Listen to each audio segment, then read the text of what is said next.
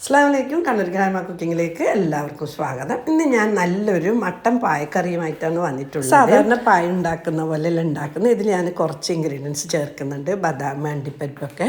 അപ്പം ഇത് സ്കിപ്പ് ചെയ്യാതെ എല്ലാവരും കാണാം. കറി ഉണ്ടാക്കാൻ വേണ്ടി ഞാനിവിടെ സ്റ്റൗ ഓൺ ചെയ്തിട്ട് കുക്കർ വെച്ചിട്ടുണ്ട്. കുക്കർ ചൂടായതിന് ശേഷം ഇതിലേക്ക് ഞാൻ 2 ടേബിൾ സ്പൂണ് ഓയിൽ ഒഴിച്ചു കൊടുക്കുന്നുണ്ട്.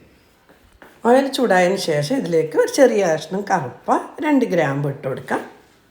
ഇനി ഇതിലേക്ക് ഒരു വലിയ ഉള്ളി നേർങ്ങനെ മുറിച്ചത് ഇട്ട് കൊടുത്തിട്ട് ഒന്ന് വഴറ്റിയെടുക്കാം. ഉള്ളി വഴന്ന് വന്നിട്ടുണ്ട്. ഈ സമയം ഒരു വലിയ തക്കാളിയും കൂടി മുറിച്ചിട്ട് കൊടുത്തിട്ട് തക്കാളി ഉടയുന്നവരെ ഒന്ന് കുക്ക് ചെയ്തെടുക്കാം. തക്കാളി ഉടഞ്ഞിട്ടുണ്ട്. ഇനി ഇതിലേക്ക് കുറച്ച് മസാല ചേർത്ത് കൊടുക്കുക. 2 ടേബിൾ സ്പൂണ് മല്ലിപ്പൊടി, 1 ടേബിൾ സ്പൂണ് മുളക് പൊടി, 1/4 ടീസ്പൂണ് മഞ്ഞൾപ്പൊടി, 1/4 ടീസ്പൂണ് ഗരം മസാല, 1/2 ടീസ്പൂണ് കുരുമുളക് പൊടിയും ചേർത്ത് കൊടുത്തിട്ട് ഇതിൻ്റെയൊക്കെ പച്ച മണം മാറുന്നത് വരെ നല്ലപോലെ ഇളക്കി യോജിപ്പിച്ചെടുക്കുക.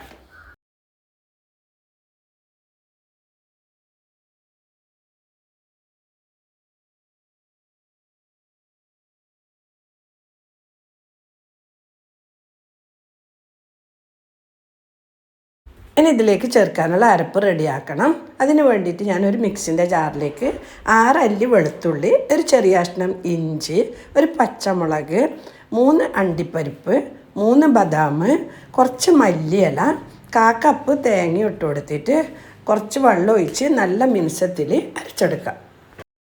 പിന്നെ എൻ്റെ വീഡിയോ കാണുന്നവരാരെങ്കിലും സബ്സ്ക്രൈബ് ചെയ്യാൻ ബാക്കിയുണ്ടെങ്കിൽ ഒന്ന് സബ്സ്ക്രൈബ് ചെയ്യുക. തൊട്ടടുത്ത് ബെൽ ബട്ടനും കൂടി അമർത്തുക. എന്നാൽ മാത്രമേ ഞാനിടുന്ന വീഡിയോൻ്റെ നോട്ടിഫിക്കേഷൻ കിട്ടുകയുള്ളൂ. മസാലൻ്റെ പച്ചമണമൊക്കെ മാറിയിട്ടുണ്ട്.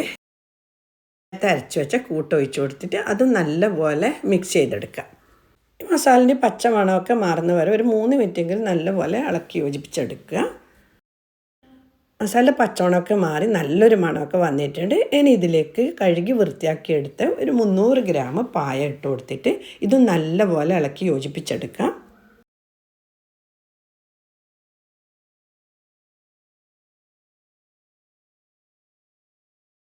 നല്ലപോലെ ഇളക്കി യോജിപ്പിച്ചെടുത്തിട്ടുണ്ട്. ഈ സമയം ഇതിലേക്ക് ഉപ്പ് ചേർത്ത് കൊടുക്കാം. 1/2 ടീസ്പൂൺ ഉപ്പ് ചേർത്ത് കൊടുത്തിട്ട് നല്ലപോലെ ഇളക്കി യോജിപ്പിച്ചെടുക്കാം. ഉപ്പ് നിങ്ങളെ ടേസ്റ്റിനനുസരിച്ചിട്ട് കൂട്ടുകയോ കുറയ്ക്കുകയോ ചെയ്യാം. നേരത്തെ മസാല അരച്ച മിക്സിൻ്റെ ജാറിൽ കുറച്ച് വെള്ളം ഒഴിച്ചിട്ട് അതും കൂടി ഇതിലേക്ക് ഒഴിച്ചു കൊടുക്കാം. ഇതിലേക്ക് 1.5 ഗ്ലാസ് വെള്ളം കൂടി ഒഴിച്ചു കൊടുത്തിട്ട് കുക്കറിൻ്റെ അടപ്പിട്ടിട്ട് ഒരു വിസിൽ വരുന്ന വരെ ഫുൾ ഫ്ലെയിമിൽ വേവിച്ച് ഒന്ന് തീ കുറച്ച് കൊടുത്തിട്ട് ഒരു അരമണിക്കൂർ ചെറിയ തീയിൽ കുക്ക് ചെയ്തെടുക്കാം. നിങ്ങൾ സാധാരണ പാത്രത്തിൽ ഉണ്ടാക്കുന്നെങ്കിൽ നല്ലപോലെ വെള്ളം ഒഴിച്ചു കൊടുത്തിട്ട് ചെറിയ തീയിൽ ഒരു 2 മണിക്കൂറോളം വേവിച്ചെടുക്കാം.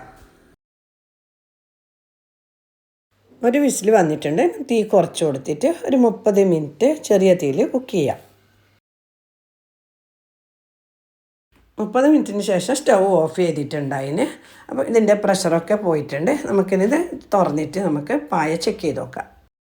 തുറന്നപ്പം തന്നെ മസാലേൻ്റെ ഒരു നല്ലൊരു മണം, കാണാനും നല്ല ഭംഗിയുണ്ട്. നമുക്ക് ഇതൊന്ന് നല്ലപോലെ ഇളക്കി യോജിപ്പിച്ചെടുത്തിട്ട് ചെക്ക് ചെയ്ത് നോക്കാം. നമ്മൾ നല്ലൊരു ടേസ്റ്റി ആയിട്ട് മട്ടൻ പായക്കറി റെഡിയായി. നിങ്ങൾ ഇതുപോലെ ഉണ്ടാക്കിയിട്ടില്ലെങ്കിൽ എന്തായാലും ട്രൈ ചെയ്ത് നോക്കുക. നല്ല ടേസ്റ്റാണ്. എന്നിട്ട് ഇഷ്ടപ്പെട്ടിട്ടുണ്ടെങ്കിൽ ലൈക്ക് ചെയ്യുക, ഷെയർ ചെയ്യുക, നിങ്ങളെ വിലപ്പെട്ട അഭിപ്രായം അറിയിക്കുക. ഇൻഷാ അല്ലാഹ് അടുത്ത് തന്നെ നല്ലൊരു വീഡിയോ ആയിട്ട് കാണാം. താങ്ക്